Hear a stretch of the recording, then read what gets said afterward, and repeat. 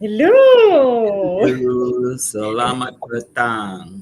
Selamat tengah hari. Welcome back Hari, to yes. another episode of HR Intervention, also known as HRTV. Very cheeky mood today. So anyway, we're thrilled to have you all joining us for, it's season 4, episode 9 now. It's Yes. so fast. And you know what? I promise you it's going to be another great one we have because we have an amazing speaker. So stay tuned. Today we're going to be diving into something super exciting. That's why I'm so excited. It's called HR secret weapon. We all want our secret weapons, right? In whatever we do in our lives, we want our secret weapon. So today is the HR secret weapon, crafting a thriving work environment. So trust me, you don't want to miss this. So if you are holding your lunch in front of you, make sure you don't even get up to wash your plates, okay? Just stay on your seats and glue there. Right, Ajit? Don't you agree with me? Yes. Yes. Yeah. Today I agree with you. I totally agree with Sharin. Today's episode is going to be totally different. It's about the secret weapon and it's about Mm, crafting a thriving work environment. Let's have a little bit of fun. And for those joining us, please feel free to participate with us as well. This is going to yeah. be fun today. Okay, before we start our serious discussion, Uh-huh. let us let us let's talk a little bit about our show. Our show is actually known as HR hashtag HR intervents, commonly referred to as hashtag HRTV. It's an online talk show presented by Compass Mind Asia, a renowned corporate training provider. In our previous episode, we have engaged in discussions with HR experts covering wide range of topics related to HR and career development. Okay, today we are going to cover another interesting topic, so stay tuned with us and be with us. Okay, this show is for everyone who has a job, who's looking for a job, whether you're a freelancer, business owner, fresh graduate, or especially if you are in a HR seat, this show is for you. Okay, don't miss it. Come join us and have a bit of fun. We are doing it during lunch, so do share with us what are you having for lunch. So Sharin, what did you have for lunch? I had fried chicken. What did you have for Oh, lunch, Ajit? my lunch is waiting in front of my table. I will have it Oh, you later. are one. You are one with the plate in front. So don't go and wash your Yes. plate, okay? Anyway, guys, we can't let Ajit also go and wash his plate because then he won't be my co-host. Then you guys take over, okay? Anyway, guys, I want to reiterate what Ajit said just now. This is a live show, so jump on in and comment at any time that you have any questions whatsoever, because we want to keep it very interactive. So before we continue, I want to let's have this interactive in this way. Let us know who is tuned in with us and where are you tuning in from. Let us know. Let us know. Come on, put it in the chat Yes. below. Tell So us what are you doing? Having lunch or having mm, chicken rice or just munching a curry puff or something like anything, and where you are dialing in from. yeah, And especially what you're eating, because then we can make Ajit a little bit more hungrier so he can look at his food and salivate a little bit more. So evil. Anyways, we've already finished 3 seasons in the past year, discussing on a lot of variety, a range of topics like what we had: agile HR, BPs, we had succession planning, we had burnout among employees. Yeah, anyway, this month is mental health month also. And you know what? So many other topics. So all these episodes are actually put up on my YouTube channel. The name is Shireen Kelly. Link will be put up into the comment, as you can see it also in the ticker below. So go there and check all the previous episodes out, because many companies have used these episodes as their library for learning too, because we have so many amazing speakers that have shared so many golden nuggets. So yeah, you want to learn this. But you know what? Please don't go now. go after the show, okay? Because we want you here now. Yes, Yeah. yes, yes. And two things from me. Number one, do share with us where you are dialing in from and where you are watching, and what are you having for lunch. Do share with us and do drop us a hello or hi or an emoji to interact with us. Okay, and then the second thing is, do as we go along with the topic, do feel free to drop in any comments or any questions or anything at all that you would want to clarify or even ask. So that two things for me. Yeah. Okay. Before we move on, in case you haven't met me, my name is Ajit. I'm a HR practitioner who has been practicing HR for the past 25 over years. And with me, I have got the beautiful. Oh, and I'm Shireen Kelly, the Managing Director at Compass Mind Asia, and we welcome you to HR Interventions Season 4, Episode 9. 9.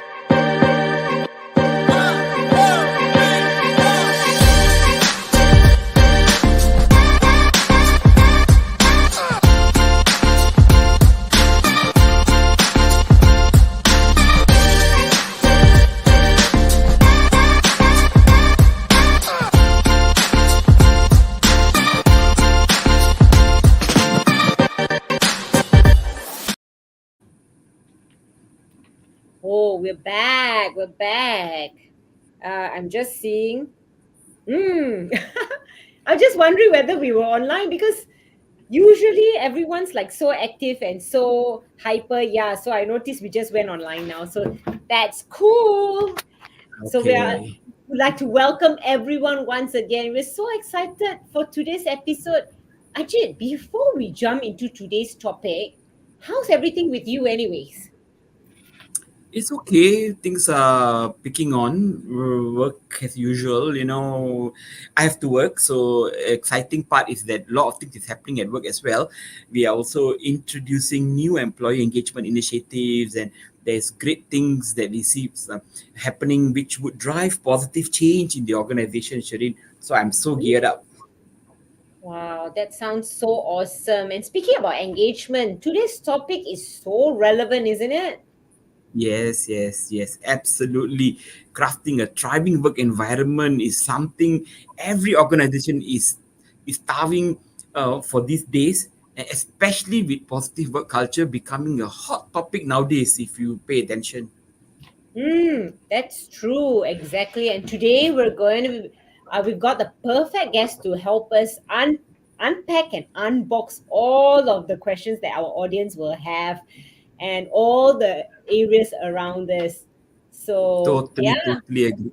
Totally agree, Sharin. I've known him for quite some time, and I'm so excited to hear his insights. Let us not wait any longer. Shireen, let's welcome our incredible guest today. I am honored, and let's welcome some of the people who has joined us. We have Theo. Hi, Theo. He's signing in from Kuantan, and he's got his lunch in front of him also, which is nasi goreng. Theo, is it nasi goreng kampung? Because if it is, I'm coming to steal some from you. It's one of my favorite nasi goreng. And we've got TK. TK is tuning in from Shah Alam. Hi, TK. Welcome to the show. Are you also having your lunch or you're waiting for the event to be over to go grab lunch? Let us know.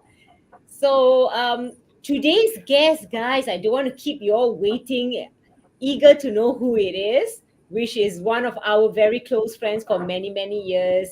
He is Reuben, a purpose driven HR leader with more than 15 years of proven success across local, regional, and global roles. He specializes in talent management, leadership development, and strategic HR business partnering. Ruben has made a significant impact in industries such as like oil and gas, FMCGs, and also currently automotive. He's in a very well-known automotive company now. Currently, Ruben serves as the general manager of HR at Mercedes-Benz Malaysia, where he spearheads people development strategies, employee experience, and diversity and inclusion across Southeast Asia. So you know you're going to get good stuff today. His passion from cultivating high performance cultures and driving operational excellence has positioned him as a high member of the senior leadership team. Beyond his corporate role, Reuben is committed to lifelong learning and practices as a life coach, helping individuals unlock their full potential. You see how he's just a person with so much of heart. He's also a passionate advocate for health and wellness. So you want to know more about how he keeps fit and always in tone. I will say he is lean. Okay, if you want to know how he does that, ask the questions later. Okay, so please give as much hearts and claps and let's welcome Reuben Ruben. Rethinalingam. Yay. Yay! Hello, can you hear me? Yes. All right, wonderful. Hey, Serene, hi, Ajit. Thanks for having me. Hi, Very Ruben. to be today as one of your guest speakers for the ninth episode of your HRTV. So yeah, welcome to also everyone who have joined the live session today.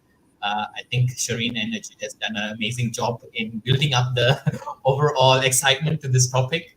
So yeah, thank you. We make more Welcome, noise. Ruben. Welcome. We Yeah, we invite will you make to more make noise. noise. Sorry, Ajit, over to you. Yes, yes. Thank you, Ruben. Thank you for joining us today. And it's a true honor to have you. And we have known you for so long. So today is our chance to bully you, like what we were talking earlier. So we're going to ask you many questions, tough questions, to see whether you're able to answer or not. But before we move on, so how Sure. have you been keeping? I have to say, definitely looking forward for today's session. But despite that, I think where I work for. So obviously, the automotive industry is going through a complete huge transformation at the moment. Now, I mean, if you see out there in the market, it's all about EV cars. A lot of inception of new brands coming into the market. So obviously, I think being the head of HR and also working together with the management, working close with the business, it's an exciting time to be in an automotive environment, but also equally challenging because you work together with the business to drive the business and the performance as well. This also involves a lot of HR work in terms of capability building of our employees, also supporting to see how we as an organization thrive still as a leading automotive organization. In the meantime, also trying to drive the performance of the organization. Yeah. So Wow. HR is never boring, I have to say, here in automotive, especially here in Mercedes-Benz. A lot of wide opportunities, a lot of areas that we can improve. So yeah, it's been exciting and hoping that we still end the year with a good bang in terms of performance, but also with a good contribution from HR as well. Wow, it's lovely to hear that. You know, it's so much. You said so much in the few seconds, and which resonates so well with me. I totally would agree with you. You know, changes are happening, and a lot of things, especially for automotive. I can imagine. You know, it would not be easy. Okay, Yeah. wonderful. Before we move into serious discussion, we are Okay. keen to get to know you a little better. Probably Okay. you I'm want to waiting, share for a little that. bit. Huh? I'm waiting to get to know him on a personal level, like you said. Oh, Correct, okay. correct. All right. We want to know a little bit about you, probably about your hobbies or any interesting current personal projects that you're working on. I see. Okay. Yeah. Let's say what is that in personal you want to know me? I mean, you know, professionally where I work, what I do. Personally, I have to say I have three kids that I manage at home pretty much over the weekends and whatnot. So that's pretty much what I'm really passionate about. Yeah. But Any hobbies? hobbies, I've picked up now the last 2 to 3 months. I mean, since you mentioned, Shireen, earlier that I'm a big advocate of health and wellness and whatnot. Yeah. So I've now, in the last 3 months to four, I've also picked up yoga as my personal hobby. So Wow. I'm still practicing it, but also trying to be better in it on a weekly basis. So every Saturday morning, it's my yoga time, and also trying to get that me time and also uh, make sure that I'm staying healthy, and take care of my health and wellness because that's exactly what I also preach to my employees. And I'm someone who I always believe walking the talk. Yeah. Mm. So that's something that I do. My team always makes a joke out of me because I usually hardly go out for lunch, and I always pack my food and come. Yeah, so they know they will always laugh about this. That they say, "Oh, you don't have to ask Reuben for the lunch because he has his break on his table, and that's his usual lunch thing." But I mean, I still try to do as often lunch with them. But yeah, for me, eating healthy and staying healthy is definitely one of my personal projects that I'm still trying to do, and I could be better in it. But I guess it's a continuous process. But other than that, personally, I would say I enjoy working, spending a lot of time with family, and I guess those are things that I think for me, two things is very important for me as a person. Okay, very interesting. I need to ask this, Shireen. You bring lunch every day. So who prepares? What do you bring? I cannot imagine me to be bringing lunch on a daily basis. My lunch is pretty staple. I eat bread, and I'm into this low carb diet at least. I try. So I do this in the morning every day before I leave the house. So I try to put some things together, say a sandwich or something, and I try to then maintain that. So at least weeks is my binge days, but weekdays is then I try to stay healthy. So at least that's trying to find the balance. Okay. No, Interesting. that's cool. So now we learn something new. And what's for breakfast? I hardly eat breakfast, so I skip breakfast. So I do a little bit of intermittent fasting and what. Yeah, so Okay, so your first meal is lunch and it's bread, yes, and then next is dinner. yes, Okay, exactly. all right. That's so cool. All right, something new we learned today about Yeah. Reuben. And Thanks for asking. yoga. Yoga really excites me. So you say you go for yoga every Saturday mornings. Indeed, I'm still trying to be better in it. But yes, it's a journey. But yeah, discovering it slowly. Also, what I'm capable of and what I think I was maybe so good in, but I was probably not. Let's Now you see. know how flexible you are. True. Yes. Yoga. All right. So let me just introduce the topic a little bit to the audience. Today, more than ever, companies are faced with the challenge of creating a thriving work environment that keeps employees engaged, happy, and productive. Agree with me? If you agree, put it in a chat. If you don't agree, also it's okay. Put it on a chat. So whatever. Whether it's navigating the complexity of hybrid work or combating burnout or building a more inclusive workplace, HR teams are at the forefront of shaping the future of work. That's why, like Ruben said, it never gets boring at HR, which is so true. HR is super fun. In today's episode, we'll explore the strategies and secret weapons companies are using to foster environments where employees and businesses alike can thrive. So, without further ado, I have got a first question for you, Ruben. Are you ready? Shoot it, Yeah. Rain, and I tried my best to give the best, answers or my experience a little bit to share with the audience with you as well. Yeah, that's cool. All right. What are the key elements that contribute to a positive work culture? If you can give us a big picture. Mhm. Key elements, right? I mean, at the end of the day, I think a lot of the people who are in the audience are also HR practitioners, and I think we all know, that how the work environment and the work culture is really important, not only to have a conducive work environment, but I think also supports in driving the performance of the business, right? And I think it all comes back to the engagement level of our employees, right? If you have seen like some of those recent studies on like Gallup or Gartner or Harvard Business Reviews, right? It has so many proven, statistics to say that, an increased level of engagement within employee contributes to a high level of, productivity, retention rates, and also delivers performance. Yeah, I don't have to go into those statistics. So for me, I think those are, proven records to show that how important a work environment is to an organization. Yeah. And for me, coming back to your question, for me, there would be three areas that I personally feel it's very important for me when it comes to creating a positive work culture. But before that, maybe how I put it in is, to also give a little bit of an analogy or relation to this topic. We Malaysians love food, right? I think some Malaysians live to eat. Yeah, let's put it that way. Yeah, and the conversation that we always get into, and the thing that connects Malaysians, it's always about food. The first thing we ask people is like, hey, have you eaten? Have you eaten your breakfast? And things like that. That's the usual thing, right? And I give you this analogy of you walking into a restaurant. Yeah, for me, a restaurant is similar to like a workplace. It has to have a mixture, a cocktail of different things happening in a restaurant for it to be successful. Yeah, you need to have like the kitchen staff. Yeah, the chefs that cook. They need to work together in preparing the meals. And making sure it's healthy, whatever is required by the customer and whatnot. Yeah. Then you have the front office team that serves and hosts the customer, making sure the customer needs and wants are taken care of, and the customer has a positive experience walking into the restaurant, being served and whatnot. Yeah. Last but not least is also the ambience, the decor. Yeah.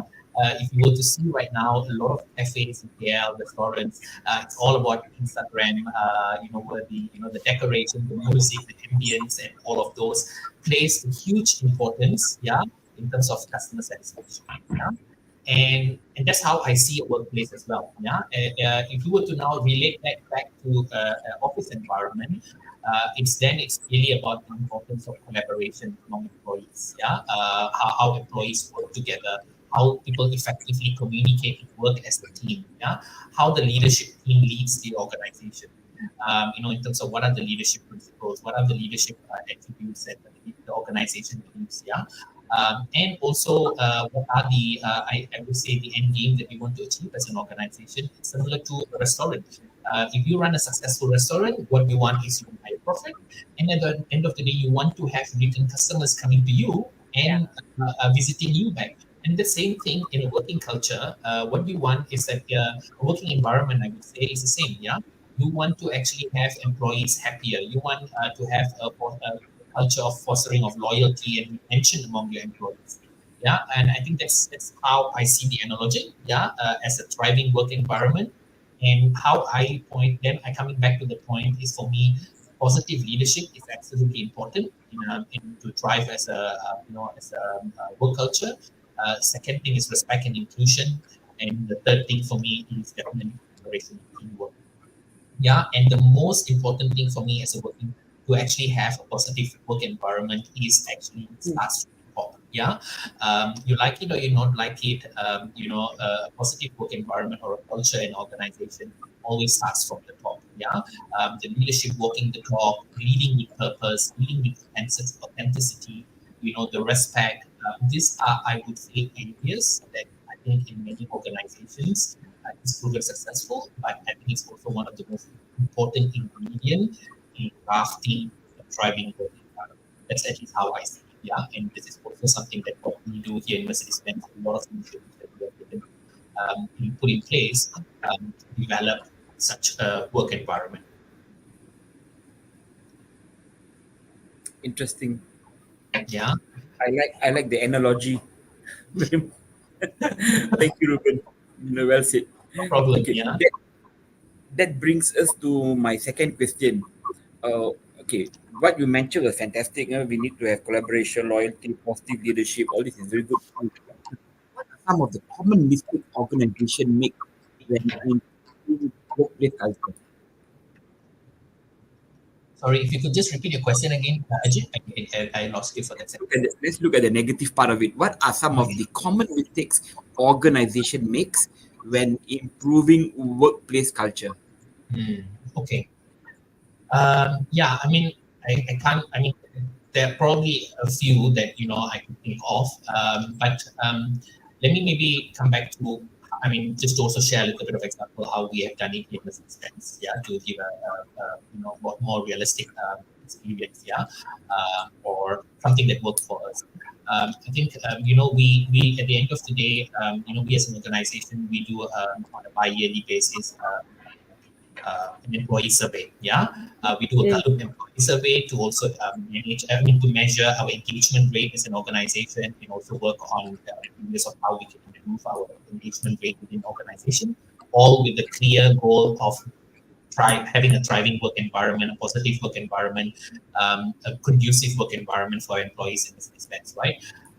And in the last survey that we did, in 2023, with 99% participation rate, so almost everyone in the organization have participated in this survey. We're talking about almost 300-400 plus people in the population that we have here in Malaysia.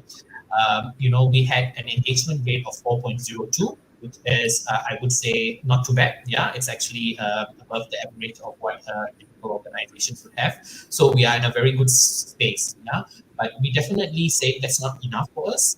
And in the next 2 years, which will actually be next year, our next survey, our aspiration is to actually have 55% of our employees engaged, highly engaged in the organization. So that's a huge aspiration that we have. And we have done a lot of things to see how we can coin this together and look into what are some action plans, what are the things that we would like to improve, right? One thing that I think we all did, and I think we feel it's important as an organization, is to really involve employees in the process. Yeah. And I think this is probably the point that I would like to mention, that I think even though I say culture starts from the top, but it doesn't mean that you don't need to involve employees it needs to be a sandwich approach. It needs to be from both bottoms up and tops down as well. Yeah. So I think this is sometimes in some organization, I think the mistake I see is that they don't engage enough of every level in the organization to be part of the process in crafting a thriving work environment. Yeah, because sometimes leaders feel like, hey, I know what is best for the organization. I have now spoken to 10 people, so I know best about everything in the organization. Yeah, but and we also have to come back and be also true to ourselves, right? In the Malaysian culture, the Malaysian environment that we operate, speaking up, the speak up culture, opening up to your bosses and having an open dialogue or truthful conversation doesn't happen always naturally. Yeah, there's always a filter. There's always something that because you do not want to cross the boundaries, you don't want to feel like now So that's something that we have to always cultivate. It's something that doesn't happen naturally. It needs to have a lot of effort, both from leadership, both from HR and and the management team as well. So for me, I think this is an area that we need to really work on, is to involve all areas. This is for me, I wouldn't say a mistake, but I think a lot of times it's probably not always important to involve every level of organization.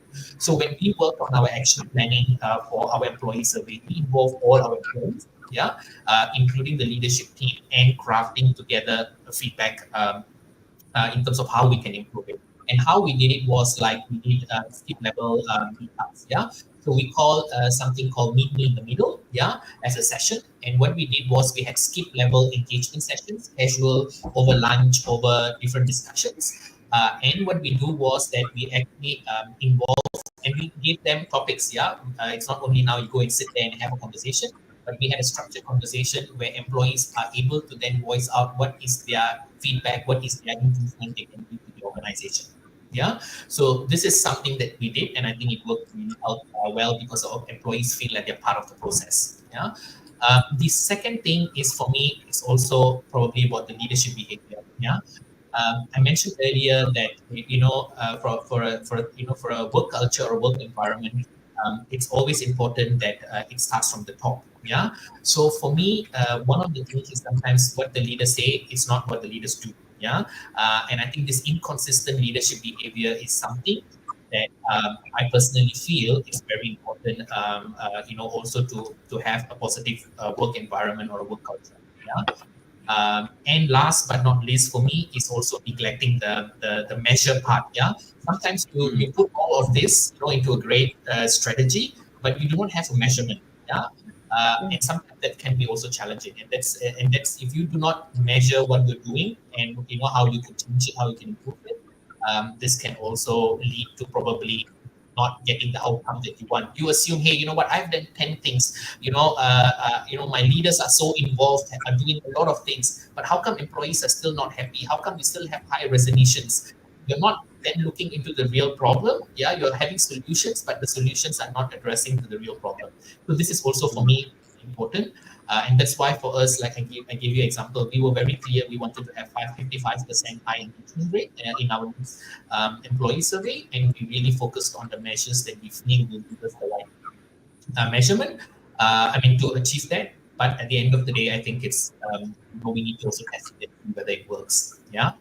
The main message I wanted to just say to finish this question, sorry, maybe I might be a bit too lengthy here, but was that you can do all of this, yeah.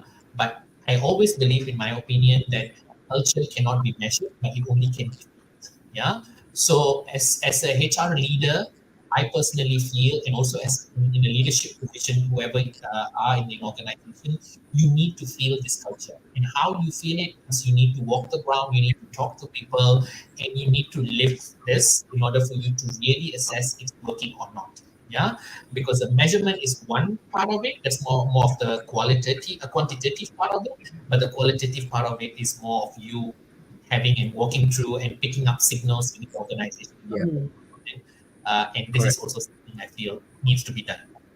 Yeah, very good, very good. Well said. I think I like the last part, picking up signals and understanding methods. Good. Thank you, Ruben. Thank you for sharing that. Not just the measurements, but also picking up the signals. Yeah, I also really like that part, Reuben. Thanks for sharing. Let's welcome some of our friends who've just joined us. So hi Ayu and hi Srihana. Siri Srihana says Hana. hi, and good afternoon, Sharina, Ajit, and Reuben. Good afternoon, Srihana. Afternoon. Reuben, another question for you.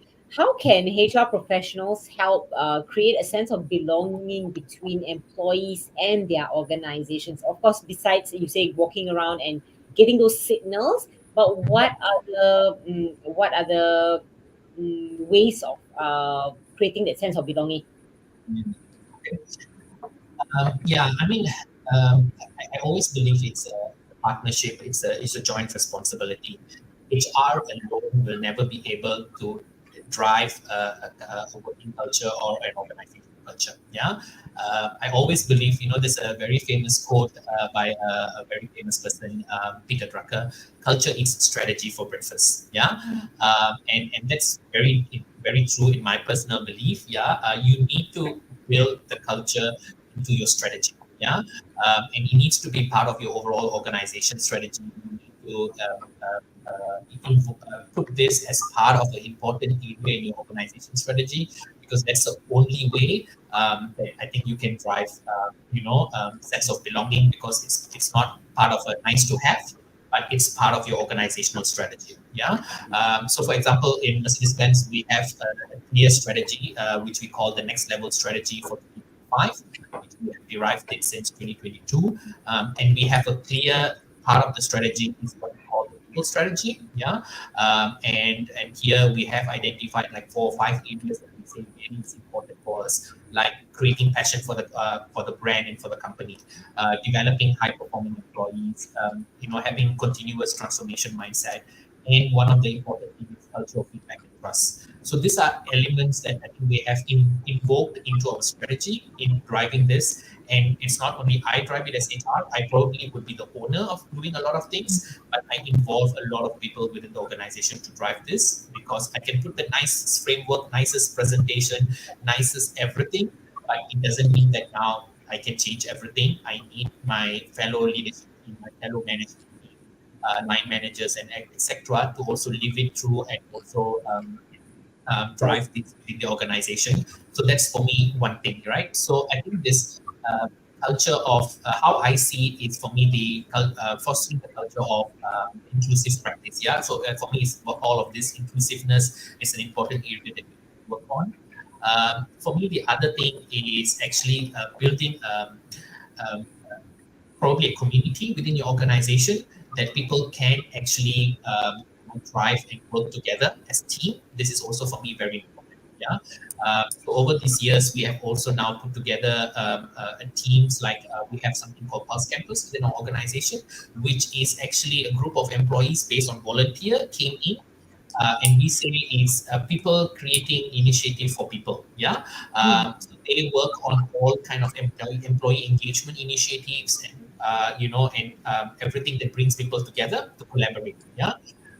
We also do a lot of like sports club and all of those hygiene centers a lot of organizations do. But on the other side, we also do a lot of things like to say, they feel they're part of the organization. So I give you an example here. As part of our strategy, we have something called creating passion for employees.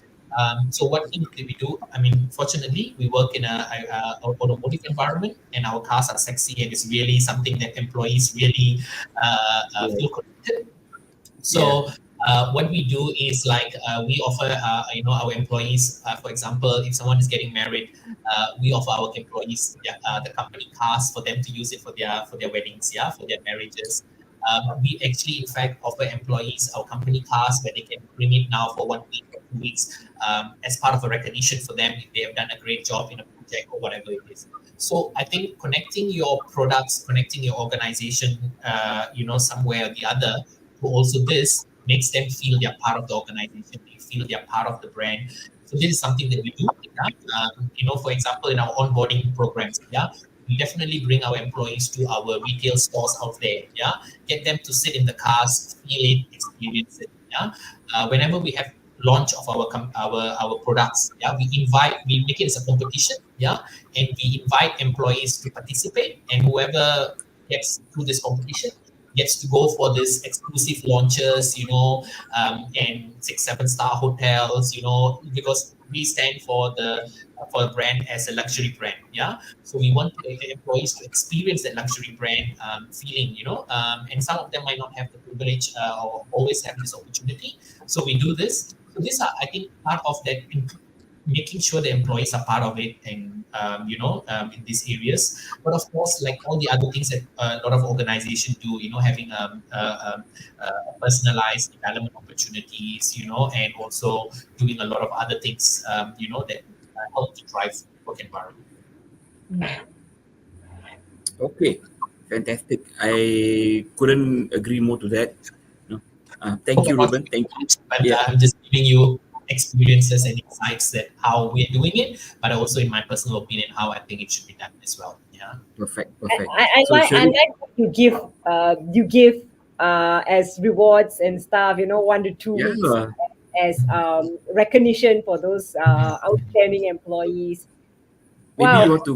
you want to consider sharing for Compass Mind. You reward your employees to drive a luxury car around. Sure, yeah, why not? I think we have to find creative ways. That's the only way that I can create that positive work environment. And you need to be smart, because I always believe, giving more salary, more money, and whatnot are probably all temporary feel good,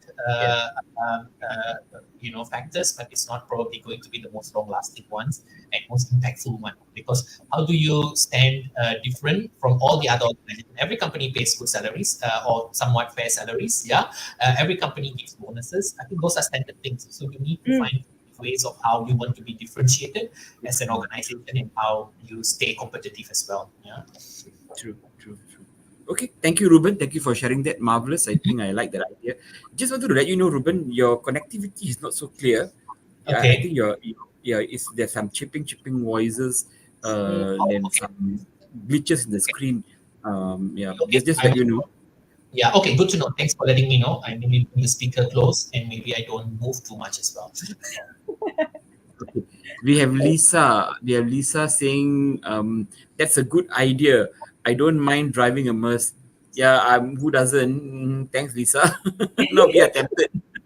Yeah, Reuben has tempted all of us. Now Lisa also wants a drive. Sure. Welcome. Speak to me and look into all the opportunities that we have in Mercedes-Benz. Look into our LinkedIn page. You never know, you might find something that probably you could be part of our organization, or you also can bring that value to us. Then you probably would be able to drive a car working for us. Yep. Even go, Lisa, go and look for a job in Mercedes. Look for a job in Mercedes. No lah, maybe they got referral program also. I'm sure. Mercedes has a lot of good stuff. Good. All right. You see, Reuben, you have now inspired people. You see, this is a good part. Okay, now it's part of the value proposition. Exactly. Before we continue with the next question, we want to ask the audience, open up to the audience. If you have any questions or any comments or any feedback, feel free to just put it in the comment sections. That will help us to interact a little better. Okay, good. Lisa responded, "I shall do that. Please remember me." Okay, Ruben, remember her. Link me in LinkedIn, Lisa, and then we will speak further. Hmm. Okay. Okay. Good. For the audience, please feel free to post any questions, feedback, or any comments. Okay, and we will then try our best to pick up the question and answer the question. Yeah, let's do that. Let's have more comments coming in. All right. So, Ruben, how does HR address the different needs of multiple generations in the different different workforces? I'm sure your workforce now has the various generations in it. So, how to address that? That's probably one of the toughest, I would say in area, but I think it's definitely more challenging environment that we operate right now, maybe compared to a couple of years back, right? I was I think I was speaking in one of the recent conferences. I was talking about this 5G generation.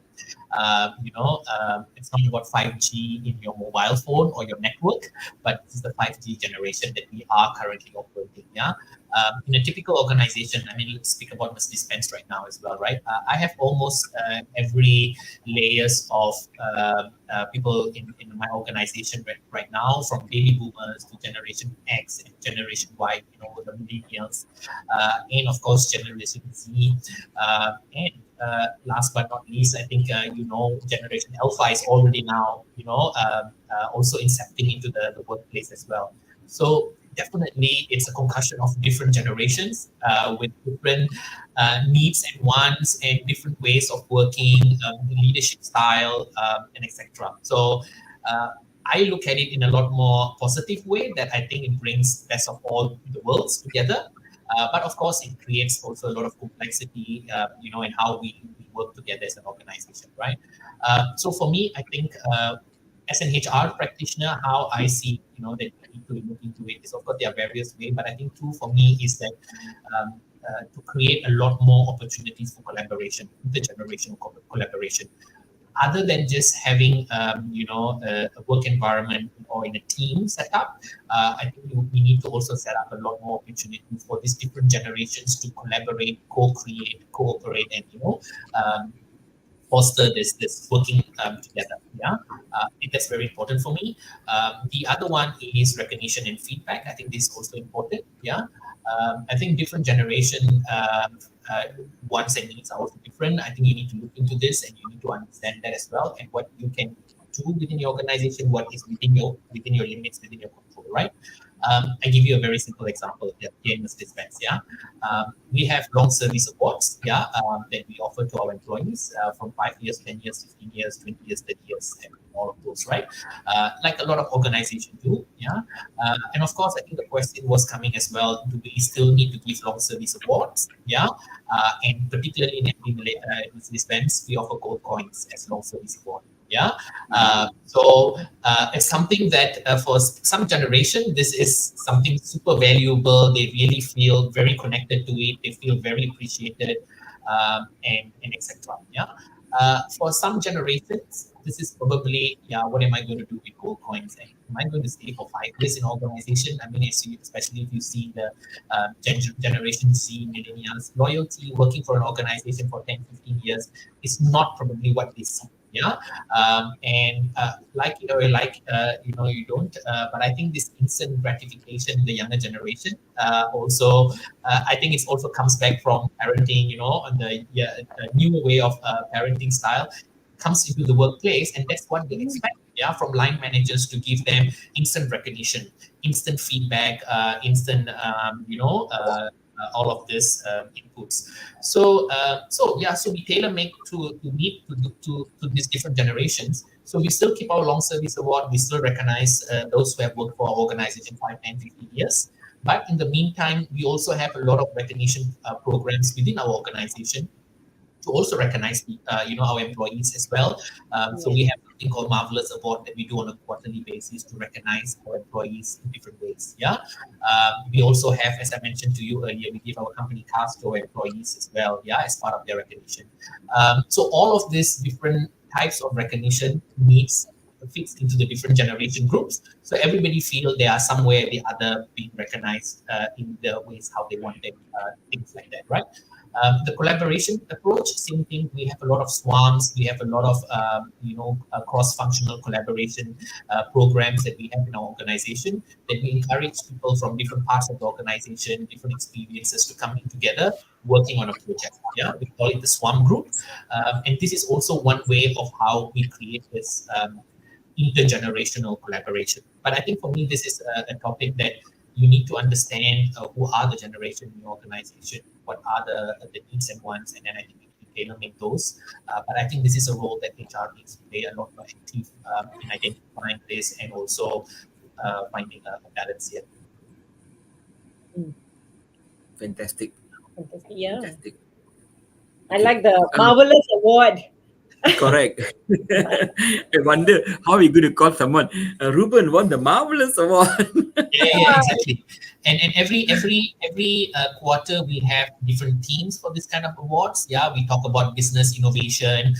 We talk about customer experience, connecting to also our leadership. Okay. So then employees nominate, and then we shortlist. So it's not something that we just pick it up, but I think employees get to recognize their peers and etc.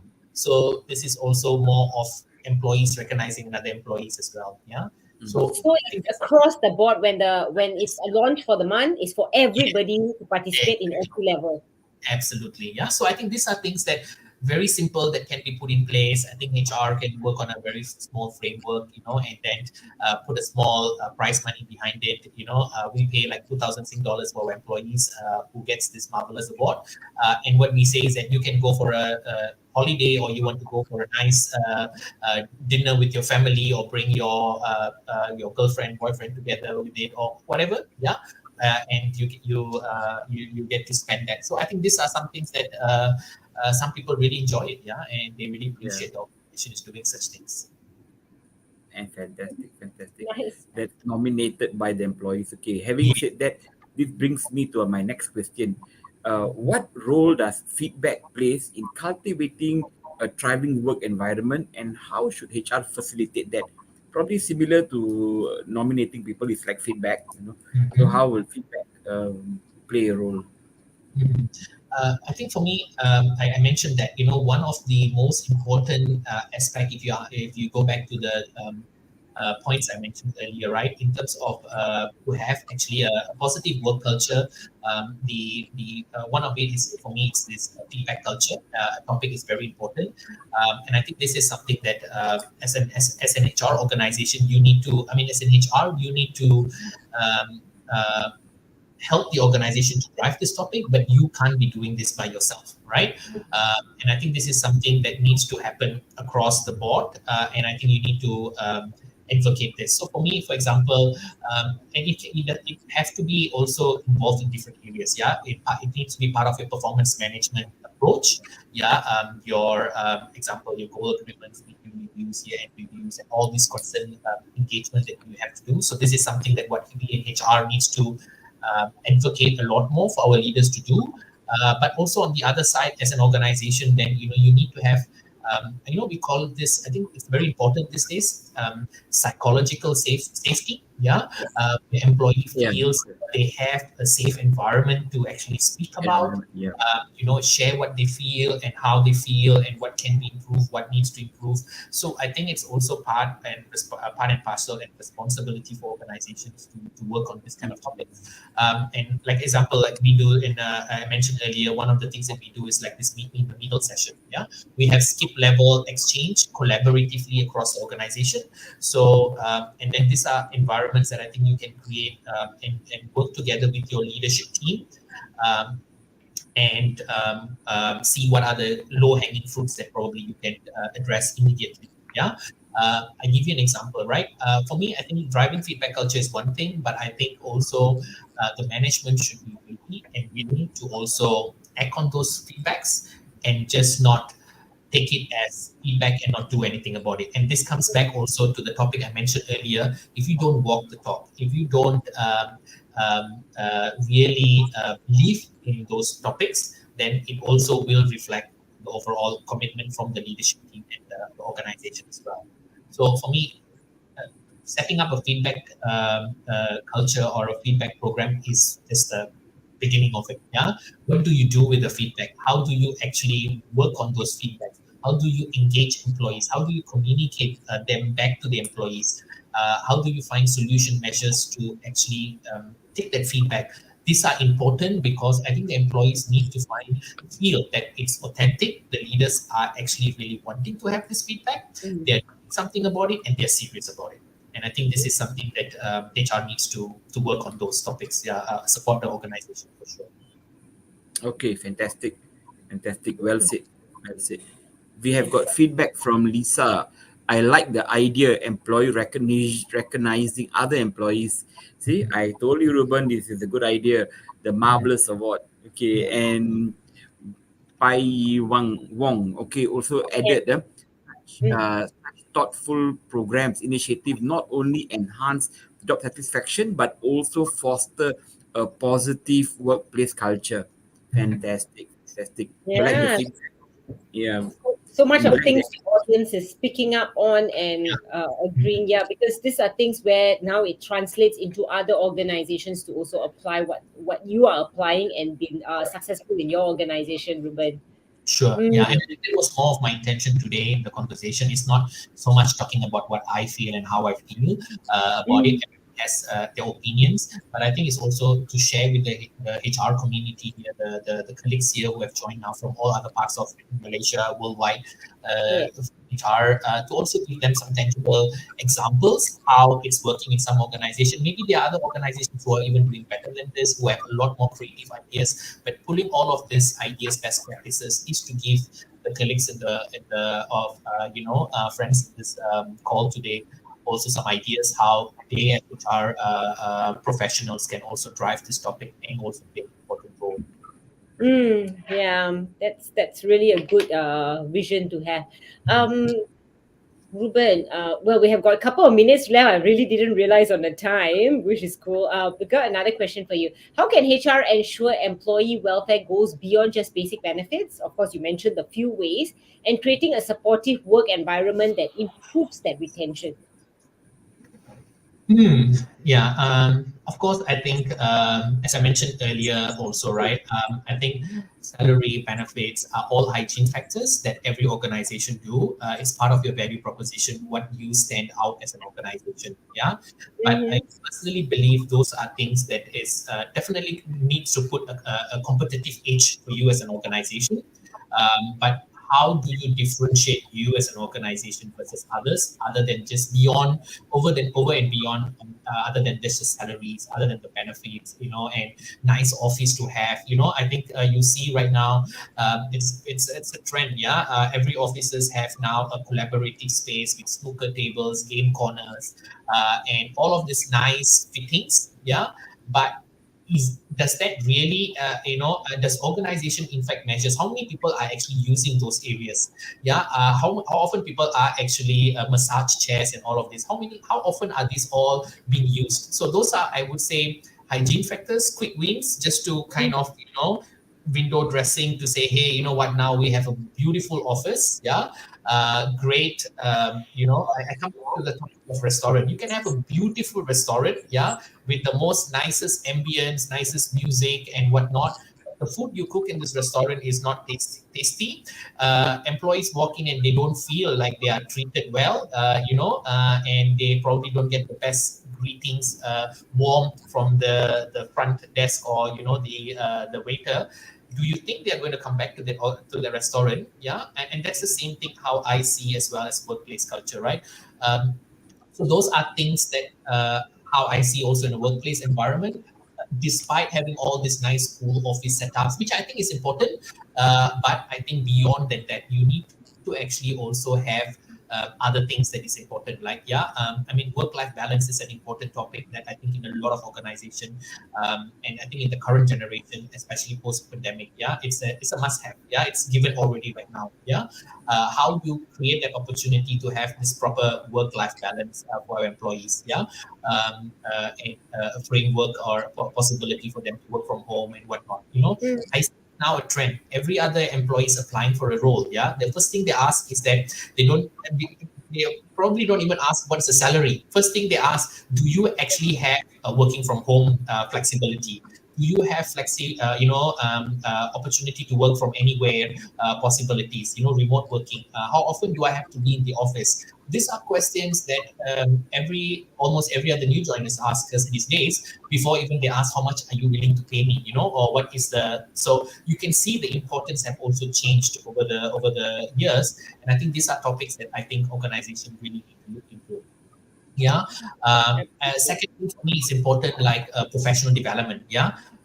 Because employee don't want to work in an organization because just you pay great salaries. They also want to see how I can personally grow in this organization, how I can actually have opportunity to work, rotate and grow within this organization. We are in a generation of employees who are very impatient. After 2 years, they join the company, they expect you to have a promotion. They expect you, they want to move to a new role already. So you need to create that sense of purpose, sense of development. So having a robust development program tailor-made to the different needs is very important. That's for me. And last but not least, I think it's holistic wellness programs. These are also something that you see now. It's becoming a lot more of a must-have. Example, like for Mercedes, we work with one of a renowned employee assistance program provider here in Malaysia, where we provide a lot of coaching sessions for employees in terms of wellness, financial coaching, mental health coaching. These are topics that I think it becomes hygiene, and I think it's important. And it's just not about having an EAP provider and say, hey, you know what, now we have an EAP provider, full stop. But you also need to be, it needs to be part of your culture. It needs to be part of your organization's value proposition. Leaders needs to drive this topic, because I think these are topics that's very important as well. Educating your line managers to know when if employee is going through depression, or going through stress at work, so these are topics that I think you need to work over and beyond just the salary topic. Let's put it that way. Agree. All right. Agree. Agreed. Thank you. Yeah. We have feedback from Nur Shafika. Okay, hi, good afternoon, everyone. Ika here from Pronet, subsidiary of Proton. Hi, Ika. Hello, Ika. Welcome. Yeah, welcome. We are reaching to the end. Yeah. But still welcome. Still welcome. Reuben, last question for today. Last question. Okay. Okay, what advice would you give HR professionals? What advice would you give HR professionals who wants to start building a more positive workplace culture? Yeah. I would say, I mean, this again varies to different organizations, right? But in short, how I would put it is, for me, in my personal view, right? As a HR practitioner, as a head of HR for Mercedes-Benz, for me, I would say, what role do I play and what advice I would say practically is to always engage your leadership team. That's very important as an HR. If you are really passionate about driving a positive work environment, a work culture, first thing you need to make sure that your leadership team is on board. Otherwise, you are driving a topic that will never get the attraction that you need. Will never be able to give you the result that you want, because, as I mentioned earlier, going back to my first point that I mentioned, to have a successful work culture, it needs to start from the top. So, and I think this is a topic, even if it's not in the agenda of your leadership team, you need to drive this. You need to push this, because you are the advocate to the organization. You are the advocate to the employee, and that's your job. And that's very important, how I see it. So bringing your leadership team, knocking some sense to them, really bringing them close to this, put it part of your strategy, is something you need to drive this topic. If it doesn't happen naturally from your leadership team, it's something that they get. That's number one, how I see it important. Second thing is regularly check in and also look into all the measures, actions that you do. Yeah, as I mentioned earlier, you can do all great stuff. Yeah, but you don't if you don't have constant checking and also adapt your interventions to have a proper work culture, you'll never be able to have the outcome that you want. Yeah. So for me, is that you need to be able to evaluate and adapt to it as of when you feel there's a need to change. Yeah. I give you an example here, and yeah, of course, when we started with our strategy, we were in a very, I would say, a lot more a business environment that was very more conducive for us. But over the years, in the last 1-2 years, the shift have taken such a huge drastic. Yeah, the automotive is going through even more challenging time right now at the moment. Yeah. We need to change and adapt our strategy a little bit to meet the current environment as well. Yeah. It's getting more stressful for employees. And we need to find how we want to manage this stress environment, also to still stick to our ideas or aspirations. So sometimes you need to change things very quickly, very adaptively. Last but not least, promote a culture of open communication. That's very important for me. And I think for me as a HR person, you need to walk the ground. Yeah, you cannot be just there as a head of HR or a HR practitioner, HR business partner, or always have the pulse to the organization. That's very important. I give you an example, simple thing that I do as a head of HR. Every time there is a resignation in my organization, it will come to my desk first. Yeah. And then I'll always ask my HR business partner, why is this resignation? Yeah. I would like to know. And wherever is possible, I will actually sit down with the employee also to understand why he or she is.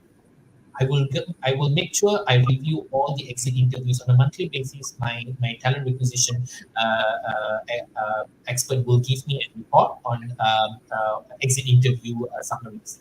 And for me, that's important. Those are things where you get the pulse. Yeah.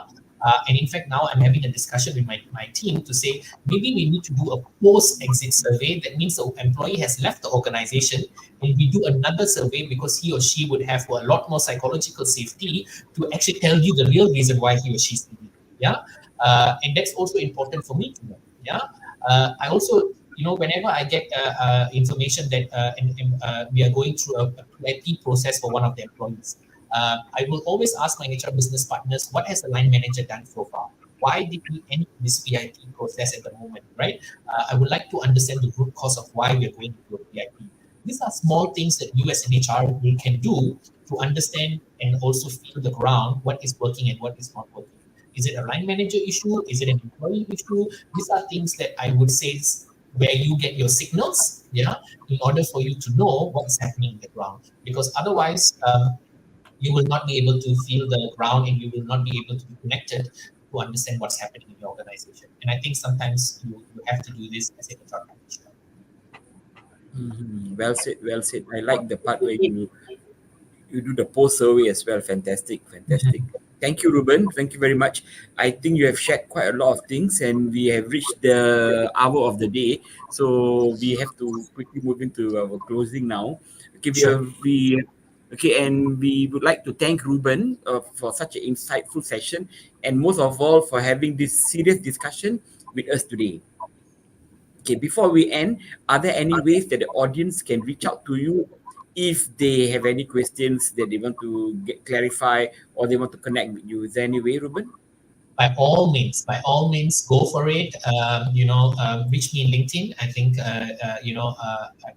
I'm present there. So drop me a DM there, or connect to me, and then yes, happy to meet you via chat, or go for a coffee chat or something. Or if you see some of those ideas that I've shared with you, so something that you can implement in organization, reach out to me. Happy to share a lot more information for you, how you can also see these probably value adding for your organization as well.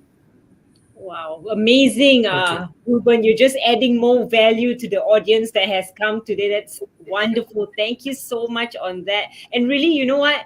For me, it didn't feel like the 1 hour has passed. Ajit, did it feel like Yeah. 1 hour has passed? I No, just can't. no. Yeah. We want So more. anyway, to our Thank you, guys. audience, You've been too kind. Yeah. to our audience, thanks for joining us. Stay tuned to Compass Mind Asia's social media page for more information about our upcoming episodes, as we've got lots of things lined up for you guys. If you're a HR leader and want to be a guest on this show, drop me a PM on LinkedIn. If you are a HR and L&D manager planning to run a training, drop me an email at training@compassmind.com. And we'd like to really thank Reuben again, and also a huge thank you to all the audience who joined us. Don't forget to mark your calendar for our next episode. Until next time, stay inspired, keep thriving, and we'll see you next time.